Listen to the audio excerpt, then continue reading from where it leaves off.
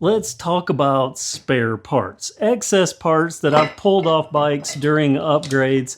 Typically, I'll hang on to one set of something until I get a replacement for it. Then I'll discard. I mean, there is a local guy that's what we call a picker. I'll put stuff out at the street. He'll come by. He gets it. And he knows now. I'll put a rim in a specific place. There's a rim right there that I'll put in a specific place, and that signals for him to come knock on my door. And about once every 6 months, I have a tub or a couple of tubs. I have 3 of these tubs that I put parts in, and I'll clear that out, get it down to 1. He can take it to the recycling center, make himself a few bucks. It gets recycled, so good all the way around. And like I said, I have about one of everything, well, multiples of some things. For some reason, these mechanical disc brakes I hang on to until I shouldn't hang on to them. I have so many sets of them, but look at these. This set actually has a Jaguar cable housing. I mean, there's some good stuff even in this. But the big story is I have all these parts, and I had something in mind that I was going to do with all of this.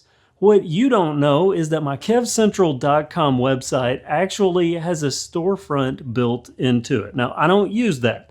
I do have a shop link that links to my affiliate, like my Amazon affiliate program. And by the way, everything on that Amazon page, that's not stuff that I'm just picking and going, hey, if somebody buys this, I get a commission. I do get a commission off anything on there. But every single thing on my Amazon page list there is items that I have personally purchased and used myself. But aside from that, my site has a complete built-in shopping cart system that I could make a storefront with. And I could start selling things. Well, I don't do that here, so that's not anything that I've ever used, but I started thinking I could set up kind of an online bike co-op using that store for some of these random parts that I don't have any use for, but maybe someone does.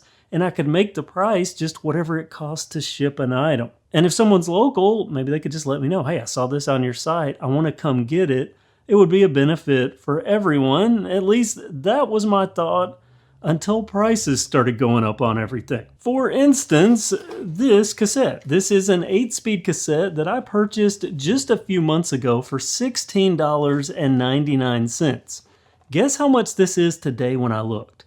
$29.88. That's a big difference, and that made me think, with prices going up, parts, even basic ones, might have more value to people that are already shopping on a very tight budget.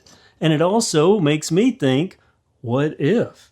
I need to consider hanging on to this stuff for even longer, because if I throw it out, I might not be able to, I have a budget. I might not be able to afford a new fork. And this fork is a good example. This is a Schwinn fork pulled off probably an Axum.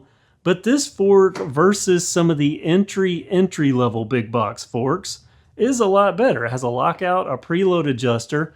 This would be an upgrade for certain bikes. Normally, I would ditch this. This was in my pile of items for that recycler to pick up the next time I have enough things for him to pick up. But now, thinking I might should hang on to this and or get it to someone that actually needs it rather than just making it scrap metal. Here's a prime example. Look at this. This is a ProRush system, 13 to 40 tooth. That's nothing special. We get that on a lot of bikes now.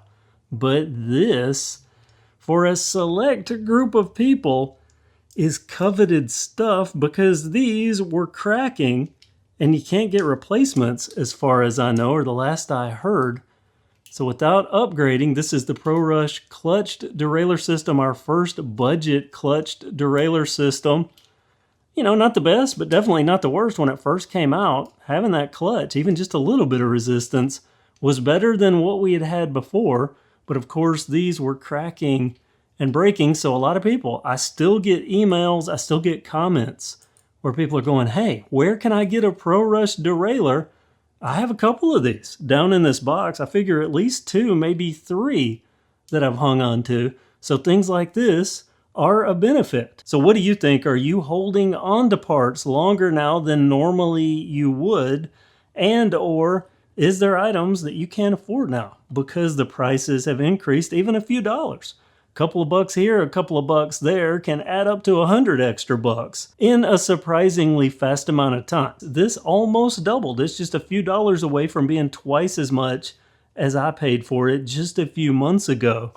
That makes parts that I need to buy to upgrade more expensive, and that means parts that otherwise might be something I wouldn't put on a bike, might be something that I could upgrade onto a bike if it had a lesser part, and I have something that's slightly better that's free to me. What do you think about the bike co-op thing on the website, even with some of these parts? Or should I just keep recycling them? Am I making much ado about nothing? I mean, I don't think bucks are nothing. They're a very precious commodity in my world. And when I'm being asked to spend more and more for the same item, I'm not making any more. So that means that's less spare money that I have.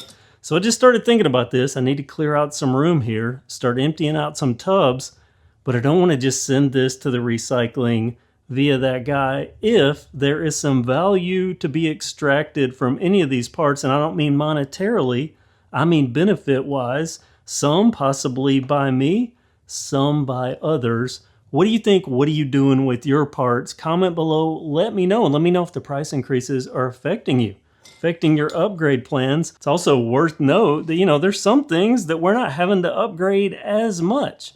Do you remember when we used to get single wall rims?